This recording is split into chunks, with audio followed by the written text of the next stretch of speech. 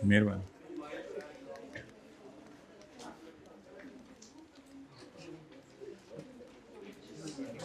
Twenty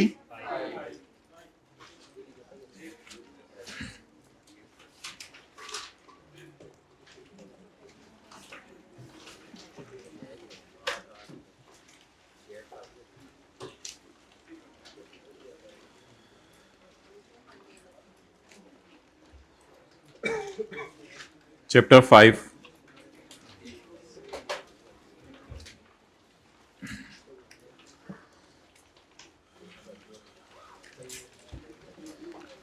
अच्छा, हमने ये पढ़ा था कि रिलेटिव्स और पार्टनर्स ऑफ एओपी आपस में एसोसिएट हैं। ये हमने पढ़ा था पेज नंबर 65 पर पॉइंट ए और बी में कि पार्टनर्स ऑफ एओपी भी आपस में एसोसिएट्स हैं और रिलेटिव्स भी आपस में एसोसिएट हैं। लेकिन इसकी हमने एक्सेप्शन एक पढ़ी थी कि अगर आप कमिश्नर को मुतमईन कर दें कि ये आपस में एक दूसरे की बात नहीं मान रहे, तो फिर ऐसी सूरत के अंदर ये रिलेटिव्स या पार्टनर्स होने के बावजूद भी क्या हैं, एसोसिएट्स नहीं हैं। तो ऐसी सूरत में ही नहीं होंगे। मुझे नोट्स की सॉफ्ट कॉपी भेजे वर्ड में। ओके, ये अकोमोलेटेड प्रॉफिट और डिविडेंड्स छोड़ें, ये आपके नोट्स में है डेफिनेशन, असेसमेंट ईयर, ये है। और इससे अगला सफ़ा भी है, resident tax payer, non resident tax payer. ठीक है, ओके, निकालें जी पेज 70। डिविडेंड की डेफिनेशन हम बाद में करेंगे। असेसमेंट, अच्छा भाई, असेसमेंट एक तस्वुर है जो कि पुराने कानून के अंदर था। खाते रहो साथ साथ, मैंने कौन सा मना करना है, ना मैंने मांगना तुम्हारे से, मांगना भी नहीं चाहिए ना, खा रहे खाने दो उसको, मतलब खाओ। क्या खा रहे हो, मूंगफली, निम्को, को फल खा लिया करो जिंदगी में। कोई जो बराह रास्त मट्टी से चीजें निकलती वो खीरा खा लिया करो, मूली। पुराने जमाने में मूली गाजर वाले होते थे, अभी कॉलेजों के बाहर भी मूली गाजर वाले नहीं है, फ्राइज रोल वाले। तो वो पुराने ज़माने में होते थे, मूली गाजर काट के नमक लगा, वो ज़िंदगी और होती थी कुदरती। मस्जिद के सामने होते हैं वो। अच्छा ठीक है, असेसमेंट जो है वो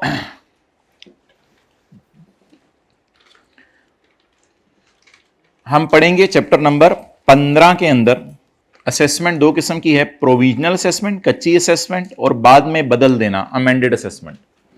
अभी आपको कुछ लिखने की जरूरत नहीं है, चैप्टर 15 आएगा तो देख लेंगे। असेस होता है जज करना, टैक्स वाले हमें जज करते हैं कि हमने टैक्स सही निकाला है या गलत निकाला है। चैप्टर 15 का नाम ही असेसमेंट्स है। और प्रोविजनल होती है कच्ची असेसमेंट, हल्का फुल्का जज किया, फिर फाइनल बाद में करेंगे। और अमेंडेड असेसमेंट होती है बाद, पहले कुछ और सोचा था, बाद में कुछ और असेस कर लिया। बस ये दो लफ्ज याद कर ले, नहीं भी हो तो कोई मसला नहीं, चैप्टर 15 में देखेंगे। असेसमेंट ईयर तो बिल्कुल ही एक पुराना लफ्ज है, हमारे लॉ में ऐसा कोई लफ्ज नहीं है। हमारे लॉ में लफ्ज है tax year, means an assessment year as defined in repealed ordinance. Repealed ordinance कौन सा है? इनकम टैक्स ऑर्डिनेंस 1979, वो पुराना लॉ था। 2001 में तो हमारा ऑर्डिनेंस नया आ गया था, तो ये भी कोई डेफिनेशन नहीं ना, ये दोनों डेफिनेशन आज तक कभी आई गैप में आई हैं। चलें आगे। चैरिटेबल पर्पस, चैरिटेबल पर्पस ये होता है कि गरीबों की मदद करना, तालीम के लिए किसी की मदद कर देना, मेडिकल रिलीफ दे देना, दवाइयाँ, and advancement of any other object of general public utility, और अवामुन नास के लिए कोई भी काम हेल्प का कर देना जो जनरल पब्लिक को जिससे फायदा हो किसी। तो ऐसी सूरत में समझा जाएगा कि आपका पर्पस क्या है, चैरिटेबल पर्पस। इलेक्ट्रॉनिक रिकॉर्ड, जो चीज आपके पास मोबाइल में है डेट इज इलेक्ट्रॉनिक रिकॉर्ड, जो आपके पास लैपटॉप में है डेट इज इलेक्ट्रॉनिक रिकॉर्ड, और अगर वही चीज आपके पास हार्ड फॉर्म में है तो data is not an electronic record. तो electronic record includes contents of communication and transactions under this law. Email जब आप करते हैं या फिर आप किसी को व्हाट्सएप करते हैं तो साथ कोई फाइल अटैच करनी हो, एनेक्सियर्स सपोर्टिंग डॉक्यूमेंट्स लगाने हो, अकाउंट्स, P&L, बैलेंस शीट वगैरह। रिटर्न्स तो टैक्स वाले हम जमा करवाते हैं ना टैक्स वालों को। रिटर्न मैंने आपको बताया वो टैक्स की कैलकुलेशन होती है जो साल के एंड पे हम हुकूमत को जमा करवाते हैं। नोटिस हुकूमत वाले हमें भेजते रहते हैं अक्सर, ये नहीं किया तुमने, ये नहीं किया। And any other information, created, sent, forwarded, downloaded, read वाले बैठे हैं यहां। वो भाई फॉर्म कौन सी चल रही है? पास्ट। तो थर्ड फॉर्म नहीं चल रही, ये थर्ड फॉर्म नहीं कहते इसको, पता नहीं, सेकंड फॉर्म, और जो भी है मुझे बता दें, सेकंड थर्ड मुझे भूली हुई है। मतलब क्रिएटेड, सेंट, क्रिएट हो चुका है, सेंट हो चुका है, फॉरवर्डेड, डाउनलोडेड, रेड और प्रिंटेड बाय वन और several electronic resource. Electronic resource की मिसाल लिख लें, लैपटॉप, मोबाइल। तो जो चीज भी इलेक्ट्रॉनिकली आप तक पहुंचे उसको क्या कहना है? Manual record. नहीं, ऐसे क्यों देखा है मुझे, उसे क्या कहना है? Electronic record. Electronic record. साथ वाला देखें कितना भोला है, भोला सा बच्चा।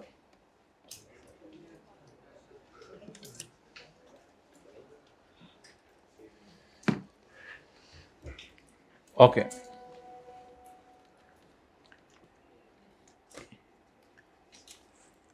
इनकम अंदर आए, इनकम।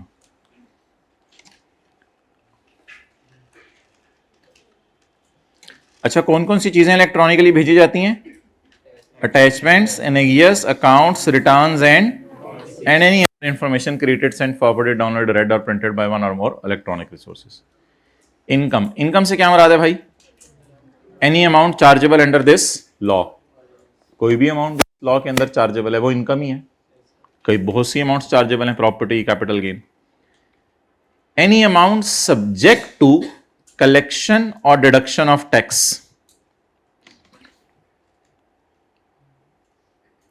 एनी अमाउंट जिस पर, एनी अमाउंट जिस पर टैक्स कलेक्ट हो या डिडक्ट हो, और होने के बाद वो क्या बन जाए? Final tax. ना सिर्फ कटे और डिडक्ट हो बल्कि होने के बाद क्या बन जाए? Final tax. वो भी क्या हो जाएगी मेरे बोले? Income.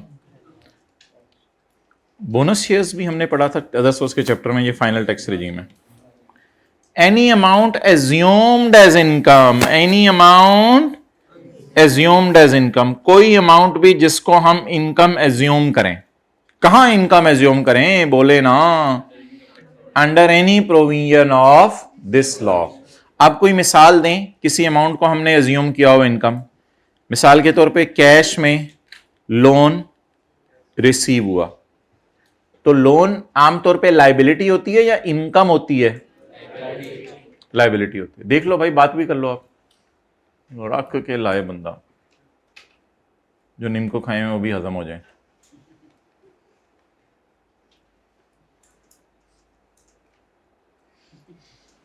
Any income assumed as income under this law, कोई भी इनकम जो इस लॉ के अंदर इनकम एज्यूम कर ली गई। And any loss of income. अच्छा,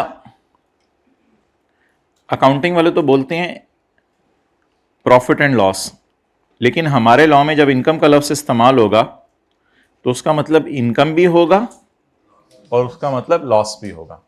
यानी एक चैप्टर है इनकम फ्रॉम प्रॉपर्टी, तो क्या लॉस नहीं आ सकता? आ सकता है उसमें, तो इसलिए, लेकिन उसका नाम ये नहीं है इनकम लॉस फ्रॉम प्रॉपर्टी। एक चैप्टर है इनकम फ्रॉम बिजनेस, लेकिन इसका मतलब ये नहीं कि उसमें लॉस नहीं आ सकता। तो जैसे पंजाब में तो ये अक्सर कॉमन है कि बेटी हो उसको भी कभी कभी लोग बेटा इधर आओ, अब लोग देख रहे होते हैं बेटा के जैसे बेटी आ रही होती है, कह देते हैं ना कभी कभी, वो पता है ना, लेकिन बेटे को तो नहीं, बेटी लेकिन बेटी को कह देते हैं ना बेटा इधर आओ, तो फिर इसका क्या मतलब होता है कि बेटा और बेटी दोनों के लिए इस्तेमाल हो रहा है। तो इसी तरह इनकम का लफ्ज किस किस के लिए इस्तेमाल हो रहा है? इनकम के लिए भी और लॉस के लिए भी। जी समी को मेरा वॉइस नोट भेज दें, समी इनको भेज दें। जी भाई, पॉइंट 2, हर वो अमाउंट जिस पे टैक्स कटता है वो भी इनकम है और फाइनल बन जाता है। मिसाल दें, डिविडेंड।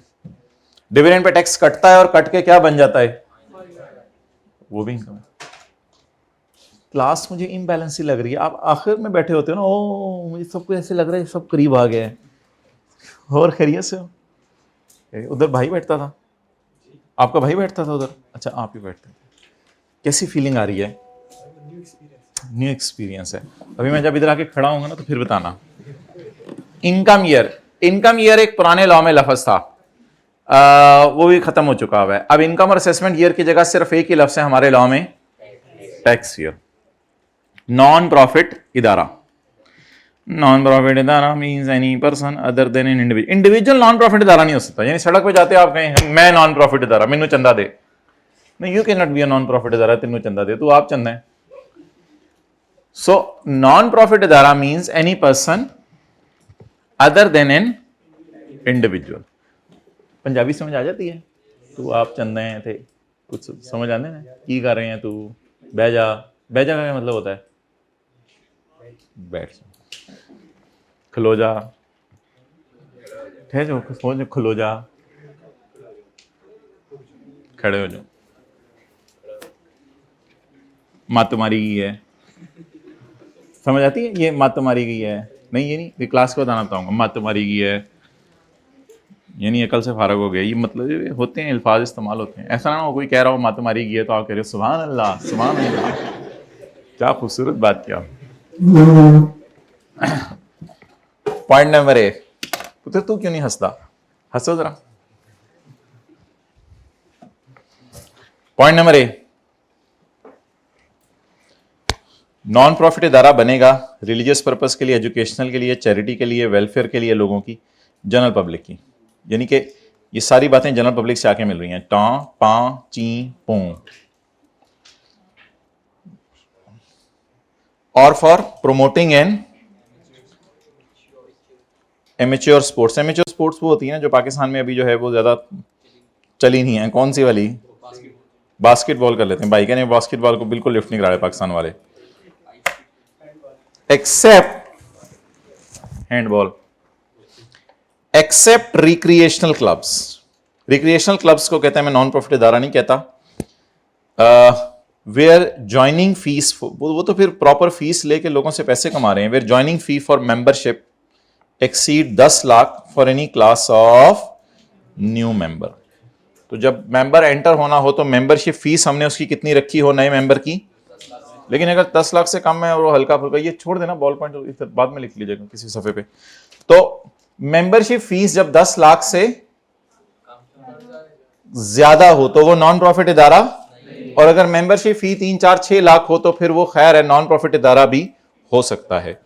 लेकिन फिर नॉन प्रॉफिट इदारे के लिए ये शर्त होगी कि जो मेंबरशिप फीस है ना, फिर आपने उसको ओनर्स ने घर नहीं लेके जाना, रिक्रिएशनल क्लब के ओनर ने घर नहीं लेके जाना, उस पैसे को उधर ही इस्तेमाल कर लेने क्लब के चलाने के लिए। क्योंकि एक बात याद रखिएगा, जो रिक्रिएशनल क्लब पैसे घर लेके जा रहा है वो तो वैसे ही पॉइंट डी की रोशनी में हर वो इदारा जो कि जिसमें उसके मेंबर्स पैसा घर लेके जा रहे हैं, उस क्लब को बनाने वाले लोग पैसा घर लेके जा रहे हैं, उसको तो दुनिया का कोई इंसान नॉन प्रॉफिट इदारा कह ही नहीं सकता, क्योंकि मैं नॉन प्रॉफिट इदारा या प्रॉफिट मेकिंग।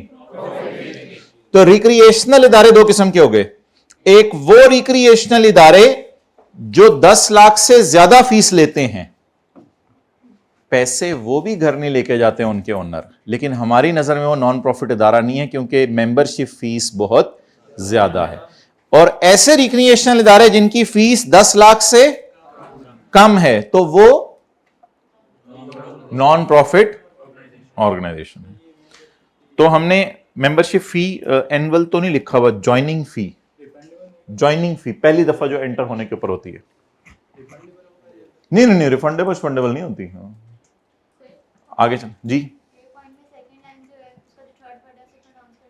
केड़ा ये प्रोनाउंसिएशन के तो नंबर नहीं है। आगे चलें, point number B, form by or under, मतलब ये कि आप लोग घर जाके गूगल लिख के बोल, फॉर्म बाय और अंडर, मैंने भी गलत ही बोल देना, वीडियो ना रिवाइंड करके देखिएगा। Form by or under a law as a non profit इदारा। तो नॉन प्रॉफिट इदारे को पाकिस्तान में किसी लॉ के तहत अपने आप को क्या करवाना पड़ता है? रजिस्टर। पॉइंट सी, ना सिर्फ किसी लॉ में अपने आप को रजिस्टर करवाएं, जैसे कंपनीज होती हैं ना, अगर नॉन प्रॉफिट इदारा हो तो वो एससीसीपी के पास चली जाती हैं, बल्कि एफबीआर में कमिश्नर के दफ्तर में जाके भी अपने आप को रजिस्टर करवाएं। Approved by commissioner for specified period on an appeal. एक अपील करें in proper form, prescribed form means proper form में एक अपील करें और फिर जाके अपने आप को रजिस्टर करवाएं, अकम्पनीड बाय प्रेस्क्राइब डॉक्यूमेंट्स। क्या मतलब है इनका प्रेस्क्राइब? प्रेस्क्राइब कौन करता होगा चीजें वैसे? Prescribe by FBR, prescribe by commissioner. Prescribed form का क्या मतलब है? यानी एक प्रॉपर फॉर्म होता होगा।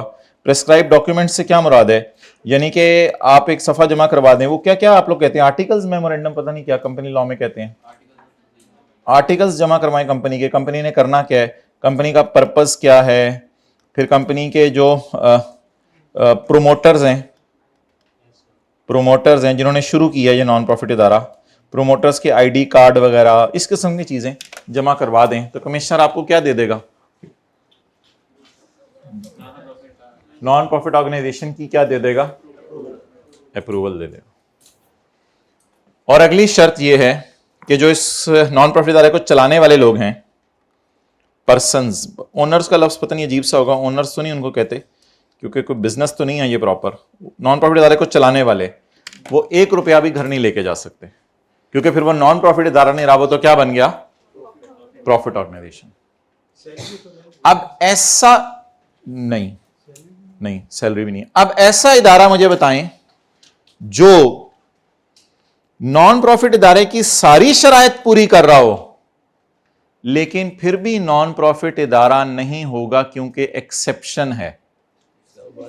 ऐसा रिक्रिएशनल क्लब, ऐसा जिसमें joining fees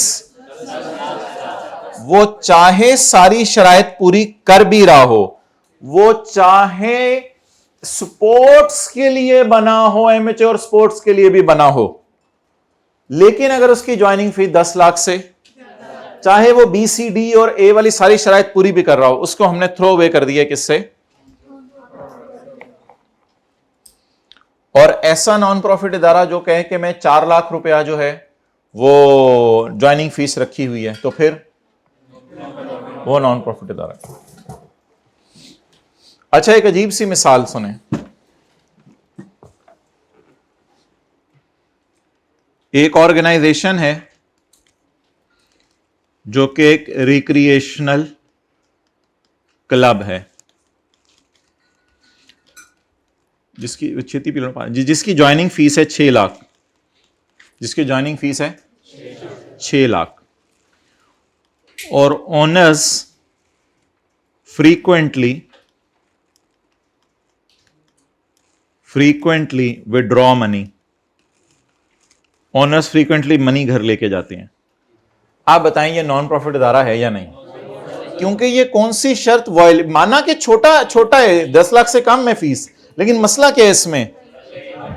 point D violet हो गया ना, पॉइंट डी वायलेट हो गया। तो इस वजह से अगर ओनर किसी इदारे में पैसे घर लेके चले जाए तो वो तो किसी भी सूरत में नॉन प्रॉफिट है या प्रॉफिट ऑर्गेनाइजेशन है? तो इसका आंसर क्या बनेगा? It is not a non profit. लेकिन 2 नो को काट दीजिएगा, चलें, ये नॉन प्रॉफिट नहीं है। तो नोट कर ले, तेरा भी पेपर है, मैं सुनिया इस बारी।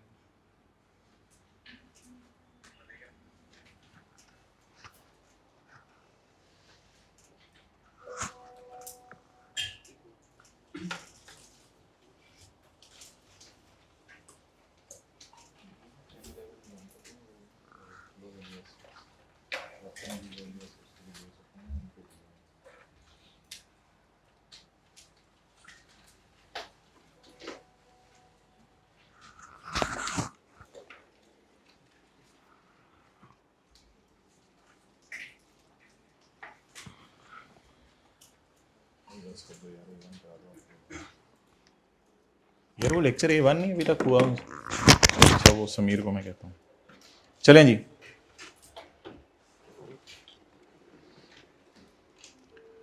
Resident taxpayer. Resident taxpayer means a person who is a resident person. हा हा हा हा। अस्सलाम वालेकुम भाई, लेक्चर A1 अपलोड करा दो यार, उसके सर पे बैठ के कराओ जल्दी। जी मैं बिल्कुल जल्दी। Point number 38, non resident taxpayer. Non resident taxpayer means a person who is non resident person. Principal officer, असल में उधर नॉन रेजिडेंट पर्सन लिखा हुआ था, यहाँ टैक्सपेयर लिखा हुआ है, तो बस वो रिपीट हुई है definition. Principal officer with reference to a company और एन एओपी। इंडिविजुअल्स में प्रिंसिपल ऑफिसर ढूंढने की जरूरत नहीं है, क्योंकि अगर एक इंडिविजुअल दुकान चला रहे तो वही प्रिंसिपल ऑफिसर है, मतलब कुछ भी कम्युनिकेट करना होगा उससे कर लेंगे। लेकिन कंपनी में डायरेक्टर्स होते हैं और एओपी में पार्टनर्स होते हैं, ठीक है। लेकिन डायरेक्टर्स और पार्टनर्स अक्सर घर बैठे होते हैं और बिजनेस एम्प्लॉयज चला रहे होते हैं, तो फिर ऐसी सूरत में प्रिंसिपल ऑफिसर जरूरी नहीं कि प्रिंसिपल ऑफिसर से मुराद डायरेक्टर और पार्टनर ही हो। प्रिंसिपल ऑफिसर की डेफिनेशन इसलिए जरूरी है कि जब टैक्स वाले किसी को नोटिस भेजें, कॉलेज वालों को नोटिस आया भाई आपका इस साल का टैक्स नहीं जमा कराया, तो टैक्स वाले किसी को नोटिस भेजें तो पता चले प्रिंसिपल ऑफिसर कौन है। अब आपके कंधे के ऊपर उन्होंने देखा बैग और कॉलेज का नाम लिखा हुआ था। अब कॉलेज का नाम लिखा हुआ था, आप इधर पहुंचे तो उन्होंने आपको रास्ते में कहा कमिश्नर ने भाई ये दे देना जाके कॉलेज में किसी को कि आप लोगों ने टैक्स नहीं जमा करवाया। Now you are not principal officer. अब कॉलेज वाले कह सकते हैं हमें जो पैगाम पहुंचा था वो तो तोता ले, मिसाल के तौर पर पुराने जमाने में कबूतर तोते उड़ाए जाते थे ना, खाता लेके चला जा, तो वो तो कबूतर लेके पहुंचा था। नहीं नहीं नहीं, तो टैक्स वाले बिल्कुल गलत स्टेप लिए, उन्होंने एक गलत बंदे के जरिए नोटिस भिजवाया, because you are not a principal officer. आप तो यहां के स्टूडेंट्स हैं, प्रिंसिपल ऑफिसर तो नहीं है। हां, टैक्स वाले आए, प्रिंसिपल साहब ना मिले, वाइस प्रिंसिपल साहब के पास चले जाए, वाइस प्रिंसिपल साहब ना मिले, कोई एडमिन स्टाफ का बंदा देख लें या कोई भी मुनासिब बंदा देख लें जो कि इनके दफ्तर का एडमिन का बंदा हो, उसको देके चले जाएं, फिर ठीक है। लेकिन ऐसे आते जाते को नहीं दे सकते नोटिस, सिक्योरिटी गार्ड को पकड़ा के चलेगी नहीं, वो तो नहीं है भाई प्रिंसिपल ऑफिसर, उसने क्या जिम्मेदारी लेनी है। तो प्रिंसिपल ऑफिसर का लफ्ज इसलिए डिफाइन किया गया है ताकि उसको नोटिस सर्व होना होता है तो प्रॉपर तरीके से नोटिस सर्व हो। Principal officer with reference to a company और an AOP includes director, director नहीं बैठे हुए तो मैनेजर्स को दे दे, मैनेजर नहीं है तो सेक्रेटरी है, कोई एजेंट्स रखे होते हैं लोगों ने, डायरेक्टर कहते हैं मैं बिजी हूं, मैंने एजेंट रखा हुआ है अपना, उसको दे दें नोटिस। अकाउंटेंट को दे दें, अकाउंटेंट को दे दें आप आके, और कोई भी मिलता जुलता अफसर आपके दफ्तर के अंदर हो, मतलब अकाउंटेंट की तरह का आपको फील हो रहा हो तो उसको दे दें। और इतनी बड़ी छूट है, कहते हैं एनी पर्सन, किसी भी बंदे को दे दें, लेकिन connected with the management of, किसी भी एडमिन के बंदे को देके चले जाएं जो एओपी चल रही है या जो कंपनी चल रही है उसके, जिस पर कमिश्नर ने नोटिस सर्व किया है, एज्यूमिंग हिम एज, क्योंकि वो प्रिंसिपल ऑफिसर नहीं था, उसको कमिश्नर ने क्या किया, एज्यूम किया, क्योंकि हर वक्त मेन बंदे दफ्तर में नहीं बैठे होते, तो कमिश्नर के बंदे के पास टाइम नहीं होता, वो किसी को भी नोटिस देके जा सकता है। बहरहाल आजकल तो प्रॉपर टीसीएस के जरिए चीजें आती हैं, तो फिर तो वो ऑफिसर आता है टीसीएस वाला, वो ऑफिसर को दे ढूंढता है, उसको देके चला जाता है जो भी वहां मौजूद होगा। तो लेटर्स डायरेक्टर को दे दें, मैनेजर्स को दे दें, सेक्रेटरी को दे दें, एजेंट को दे दें, अकाउंटेंट को, सिमिलर ऑफिसर को, कोई भी बंदा जो कि कंपनी की क्या देख रहा है, एडमिनिस्ट्रेशन। आगे क्या लिखा हुआ है, ऑन होम। ऑन होम का क्या मतलब है, जिसको कमिश्नर ने सर्व किए notice, assuming him as principal officer.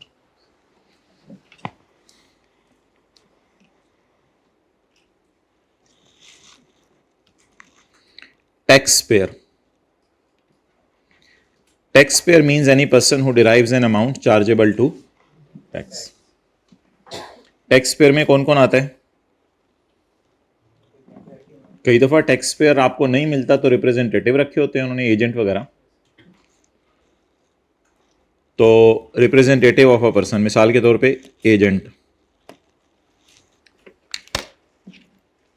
An agent of a person, ये भी टैक्स पेयर है। हु डिराइव्स अमाउंट, जो कि अमाउंट कमा रहा है, चार्जेबल टू टैक्स, यानी आप एजेंट को कहते हैं कि तुम कमा के आ जाओ, लेते तो फिर आप ही हैं इन द एंड पैसे, लेकिन एजेंट पैसे कमाता है आपके लिए, वो भी टैक्स पेयर है। Any person who is required to deduct tax, तो company deduct tax on share holder dividend and employees,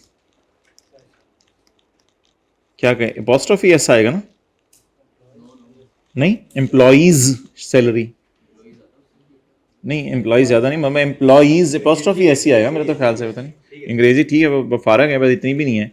share holders dividend income, जी शुक्रिया। Company deduct tax on share holders dividend and employees salary. So company is a withholding agent, company is a withholding agent, so company is a tax payer, अपना भी पे कर रही है और दूसरों का भी काट काट के टैक्स पे कर रही है। तस्वीर समीर को भेज दो, तस्वीर खींच के, मेरी नहीं, मेरी है उसके पास, ये इसकी बस, हाँ यहीं से खींच।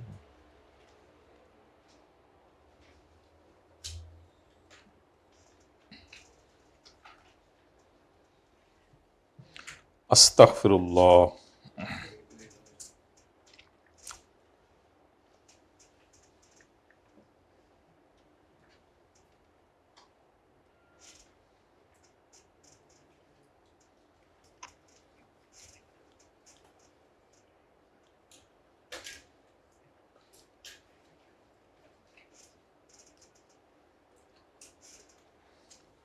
चले मुझे उसे की सैंपल ला देना 3.5 से पहले। डन जी। Any person required to furnish a return of income or pay tax. Chapter number 15 में हम पढ़ेंगे किन लोगों ने रिटर्न जमा करानी होती है। रिटर्न क्या होती है वैसे आप बताएं, आप लोगों ने वैसे चलें बता दें, आप लोगों ने रिटर्न जमा करानी है? क्योंकि आपकी इनकम साल की 6 लाख से कम है, वो कह रहे मेरी तो नेगेटिव है। अच्छा, आपकी इनकम साल की 6 लाख से, इसलिए आप लोगों ने रिटर्न जमा नहीं करानी। सर आसिफ की इनकम भी साल की 6 लाख से ज्यादा है, उन्होंने फिर रिटर्न जमा करवानी है, उन्होंने फिर रिटर्न जमा करानी। सर आसिफ 6 लाख ज्यादा कमा रहे हैं साल में, उन्होंने रिटर्न जमा करवानी। Point number C, any person required to furnish a return of income or pay tax under this ordinance. ठीक है, अपनी मिसालें ना दिया करें लोगों को। 63,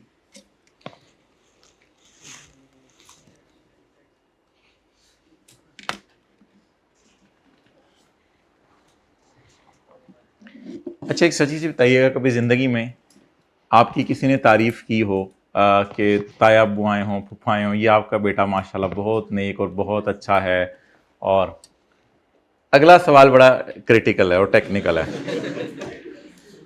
और आप फिर उस पर थोड़ा सा शर्मा गए हों, और भाई ना इसमें ना खुश हुआ करें ना शर्माया करें, उनको कहें कि अल्लाह ने पर्दा डाला है, वरना चाचा जी तो पता लग जाए ना, तुसी तो लिफ्ट ना कराओ मैनू। हर एक को पता होती है, मैं खुल के बात नहीं कर रहा हूँ, साथ वाले को कहें समझ गए या मिसाल समझ गए ना, समझ गए, चले वो कह रहे बात और नहीं कह रहे नहीं समझ गए। 63, तो इसलिए खुश ना हुआ करें लोग तारीफ किया करें, तो अपनी हकीकत इंसान को पता है। 63, टैक्स नहीं, ये रजिस्टर के पहले सफे पे लिख लेना ये बात पूरी, पहले चाचा जी वाली और फिर तारीफ, और फिर खुश नहीं होना, शर्माना नहीं, और शुक्रिया चाचा जी, शुक्रिया, ऐसी आपको सही पता चला, आप जिंदगी के अंदर बड़े माशा।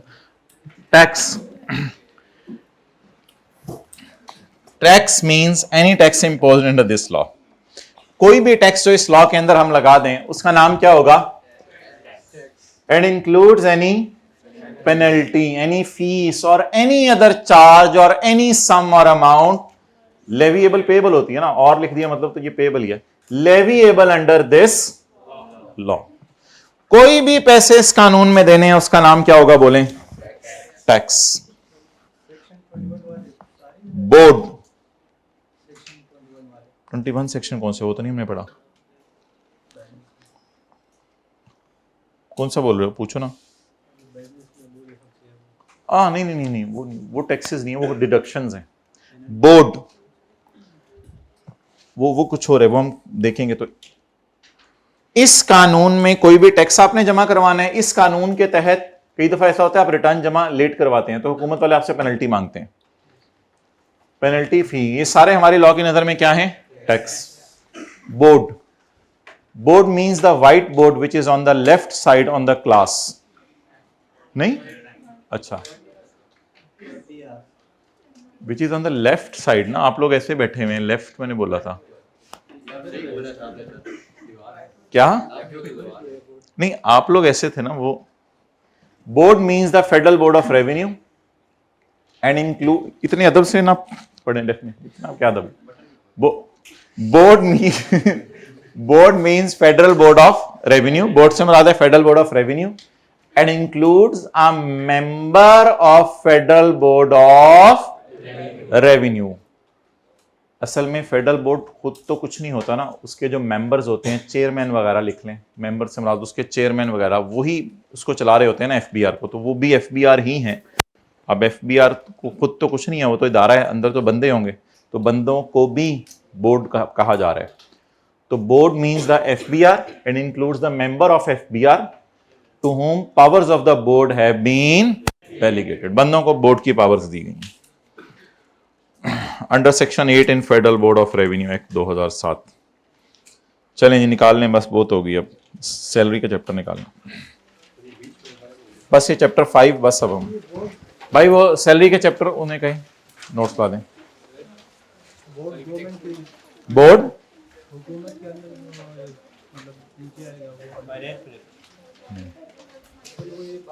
बस डेफिनेशंस के चैप्टर काफी है, जरूरत पड़ती रही तो देखते रहेंगे। सैलरी टेस्ट कल जो है ना, हाँ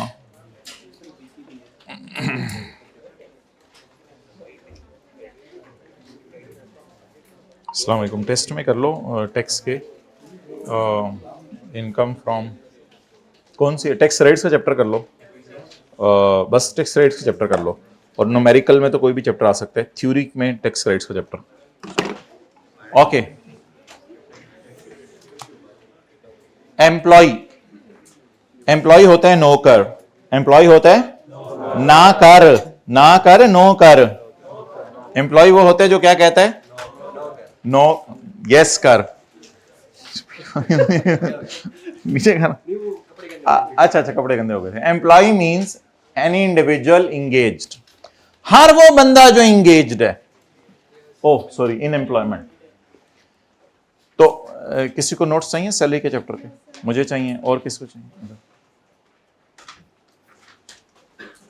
कल वो सड़क के नहर वाले पुल पे मैंने सिखा था नोट्स बांटे, कोई खड़ा नहीं था बंदा बाहर, खड़ा था ना बंदा बाहर, तो आप लोग करके निकले, मैं नोट्स बांटे थे, आप भूल गया था आपको, वो ऊंची ऊंची लगा हुआ था, नोट्स ले लो नोट्स ले लो, आइंदा उसको बताया करें ना। तो थोड़ी थोड़ी देर में नीम को जर्रा जर्रा करके खा रहे हो, एक ही दफा जरा 2-4 करके खत्म करो, दिखाओ कितने रह गए हैं, आप लोग ना देखिएगा कितने के रह गए हैं।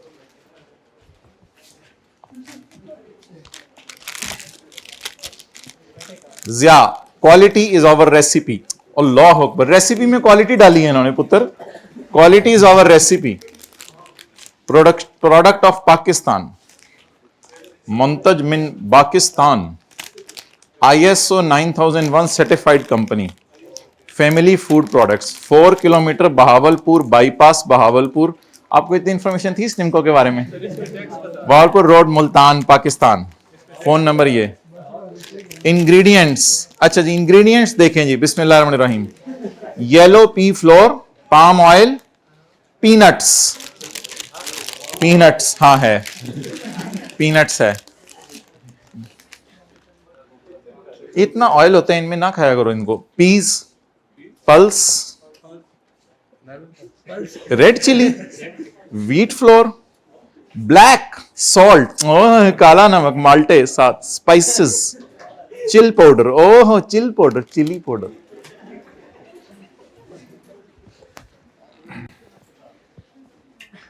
जी किसी को नोट्स ना मिले हो? ठीक है, लैपटॉप दे देता हूं मैं फिर। अच्छा, employ means any individual engage in employment. Employ का क्या मतलब है? उधर हो जाओ, उधर हो जाओ। एम्प्लॉयर, एम्प्लॉयर कौन होता है? हाँ, हु इंगेजेस। ऊपर वाला क्या हुआ? एंगेज्ड, और इंगेज किया किसने है? एम्प्लॉयर। समझ आ रही है? Okay. Employer means any person who engages, और इंगेज करने के बाद में चपेड़े मारता है शाम को जाते हुए या पैसे देता है? ओके। तू एम्प्लॉयमेंट, नौकरी। 20 में था नौकर, 21 में था नौकरी देने वाला, और 22 में है नौकरी। नौकरी, नौकरी इंक्लूड द डायरेक्टरशिप। अच्छा, डायरेक्टर वैसे नौकर तो नहीं होता, अगर लेकिन डायरेक्टर अगर 8 घंटे बैठ रहा हो तो फिर वो नौकरी होगा, और क्या कर सकते हैं। आमतौर पे तो डायरेक्टर आपको पता है आते जाते रहते हैं, लेकिन बाहर से बच्चा आया, सर किधर होते हैं इस क्लास में? घर से सर क्लास ले रहे हैं, जरा देखो सर किधर होते हैं ऐसी क्लासों में। बाहर से बुलाए ना किसी बच्चे को, पीआरसी वाले को, सिर्फ एम्प्लॉय। अच्छा मुझे बताएं, ऐसे क्लास हो सकती है किसी दिन लाइव? ऐसे में कहीं जर्मनी के जंगलों में बैठे हों हम, तो हो जाएगी ना? चल जाएगी, चलो माशाल्लाह। नहीं, अच्छा। एम्प्लॉयमेंट इंक्लूड्स डायरेक्टरशिप और अदर ऑफिस। ऑफिस से मुराद लिखें पोस्ट, ऑफिस से मुराद लिखें पोस्ट। पोस्ट, पोस्ट को क्या कहेंगे? ओहदा, यानी वो पोजीशन। पोजीशन, अ डायरेक्टरशिप और any other post involve in the management of company, ये भी नौकरी है। इसके अलावा अ पोजीशन, जिसको आप पोस्ट कहा है अभी आप लोगों ने, a position which gives the employ a fixed तनख्वाह। फिक्स तनख्वाह क्या होगी? हर महीने 50,000। और एसर्टेनेबल क्या होगी? एसर्टेनेबल, हाँ लिख लें, सेल की परसेंटेज। सेल की परसेंटेज कई दफा एम्प्लॉयज को दे दी जाती है। अगर इसी तरह बैठ के क्लासें चलनी थी तो हमने क्यों फीस दी थी मड़ा? ये तो टीचर भी नजर नहीं आता इसमें, ये कौन सा कॉलेज है? अच्छा, एसेटेनेबल रिम्यूनरेशन का मतलब लिखे ना, सेल की परसेंटेज, कमीशन। कमीशन मिला सेल की परसेंटेज लगा के। अस्तगफिरुल्लाह, अस्तगफिरुल्लाह। ऐसे लोगों के नंबर ही सेव ना किया करें जिनके स्टेटस देख के अस्तगफिरुल्लाह अस्तगफिरुल्लाह करना पड़े। पॉइंट नंबर सी,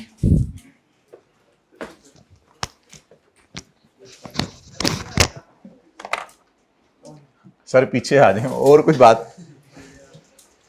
पॉइंट निम्को तो ने खत्म कर दिया, पीछे आ जाए। पॉइंट नंबर सी,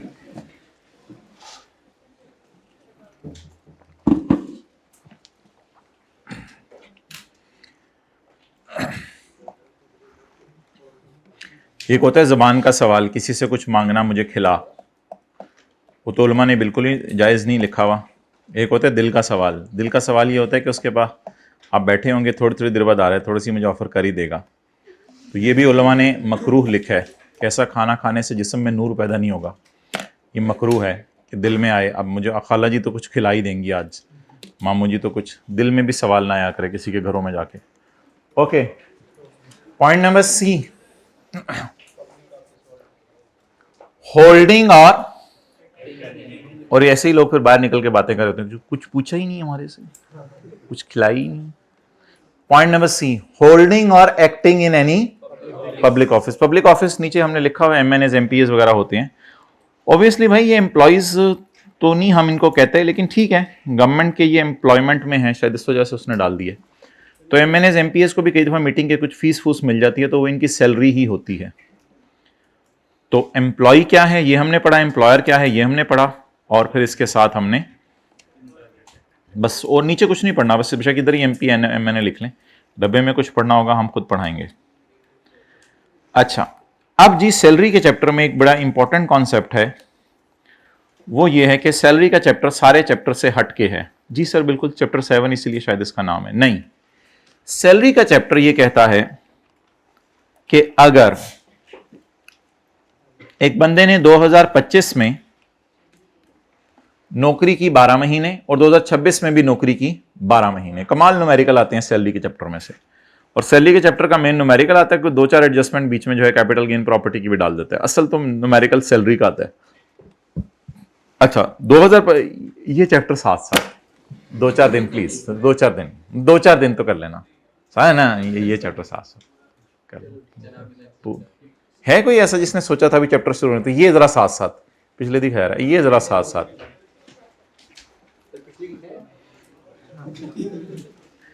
अच्छा 2025 में आपको 10 लाख तनख्वाह रिसीव हुई और 2 लाख रिसीवेबल है। क्योंकि एम्प्लॉयर के पास पैसे नहीं थे तो एम्प्लॉयर ने कहा ये 2 लाख रुपया इंशाल्लाह अगले साल ले लेना। ठीक है ना। अगले साल 12 लाख भी रिसीव हुई और 2 लाख पुराना, ऐसा ही है ना, पुराना 2 लाख पुराना भी रिसीव हुआ। अब जब इनकम फ्रॉम सैलरी निकाली जाएगी तो इस साल की इनकम फ्रॉम सैलरी होगी 10 लाख। हालांकि प्रॉपर्टी के चैप्टर में ऐसा नहीं है। प्रॉपर्टी के चैप्टर में यह रूल है कि आपने घर किराए पे दिया, 10 लाख किराया आया। इनको कहीं नोट अभी करने दिया जाएगा, थोड़ा सा जरा बता दें, थोड़ा नोट बेलना सुन लो। Income from salary, income from salary होगी आपकी 10 लाख, क्योंकि रिसीव कितनी की है, और अगले साल आपकी इनकम फ्रॉम सैलरी होगी 14 लाख। नोट करें। तो सैलरी का चैप्टर अजीब है, वो रिसीव बेस पे चलता है, एक्रूअल बेस पे नहीं चलता। लेकिन प्रॉपर्टी के चैप्टर में ऐसा नहीं था। उसमें अगर आपको नहीं भी कराया है 2 महीने का तो इनकम में डाल देते थे। बाकी सारे चैप्टर इसी तरह से, सैलरी का अजीब चैप्टर है। बिलाल, ये मैंने बच्चों को बता दिया, सैलरी का अजीब चैप्टर है। ठीक है, आपको आए क्लास के बाद तो उसको इंटरटेन ना करना।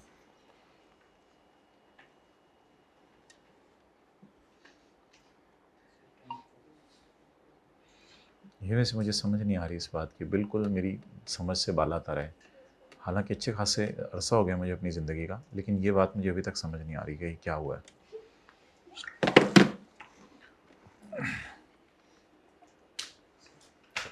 क्यों सुन रहे होते हैं आप लोग मेरी बातें? ऐसे ना किया करें ना, अपना काम करें, तो सुनाई देती है।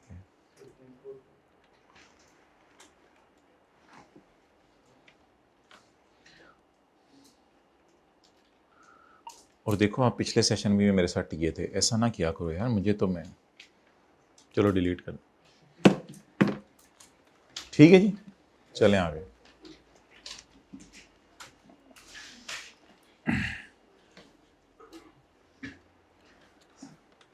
सेक्शन 12 जी, बनानी थी, डायग्राम बनानी थी।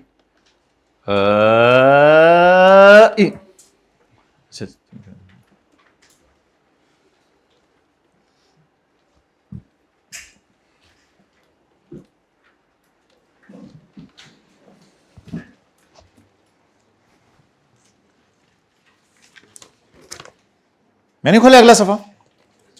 क्यों खोला अगला सफा?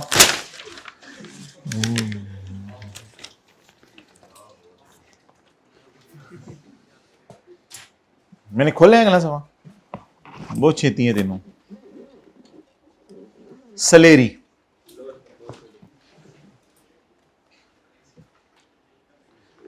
पश्तो ना बोलो फिर हम फे कफी बफो लफी बफो लफेंगे फे, वो तफुम फे सफा मुहजन फी फा कफी कफिस को फो अफा तफी फे तफुम को फो अफा तफी फे ओ वो वफल्ड फन वफा शफाल। अच्छा, सफेल रफी, अफैन फी सफेल फरफी फी रफी। अच्छा, any salary received by an employ, कोई भी सैलरी जो कौन रिसीव करे, एम्प्लॉय रिसीव करे, अदर देन एग्जेम्प्ट सैलरी। आने वाले दिनों में हम पुत्र ये मुच्छें उतार के लाकर इनको ताव ही देना होता है पूरी क्लास में बैठ के। क्या कहते हैं मुच्छों को ताव देने को अंग्रेज? वट देना। अच्छा ठीक। Any salary received by an employee shall be chargeable under the head income from salary. कोई भी सैलरी जो रिसीव होगी वो किस हेड में जाएगी? Income from, other than exempt salary पढ़ेंगे, हमको कोई सैलरी एग्जाम्प्ट हो गई। नीचे वाली अब मिसाल करने की जरूरत नहीं, वो हमने आपको मिसाल मसाला लगा के करवा दी। अभी मिसालें इतनी करेंगे कि आप थक जाएंगे। ओके जी जी, हाँ, कोई भी सैलरी जो एम्प्लॉय रिसीव करेगा वो चली जाएगी ना इनकम फ्रॉम सैलरी में। Any salary received by an employee from an employer लिख लेना, any salary received by an employee from an employer. Card मंगवाया हुआ दूसरा, ठीक है। अच्छा बच्चों, ये जरा फिजिकल वाले घर बैठे हैं, उसकी वजह से हम ये लेक्चर ना 2 पार्ट्स में कर रहे हैं, तो ये कार्ड भिजवा दो और अगला पार्ट फिर अपलोड करवा देना। हाँ हाँ, बस